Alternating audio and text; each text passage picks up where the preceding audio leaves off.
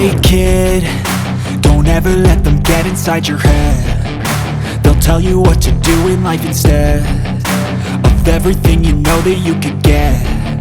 Don't let them guide your life towards regret.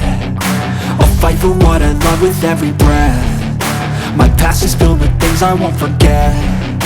I use them all to push me to my best. So treat the worst of times just like a test. If only I could go back in time, I'd tell myself that everything will end up alright. Just push yourself, test yourself, figure out what you like, and find your limits, don't be rigid, always work towards a prime. Surround yourself with open minds, people can change your life. A few friends with intent can help you feel alive. Find a passion, take some action, and with a little time, just be patient, make a statement, try to enjoy your life.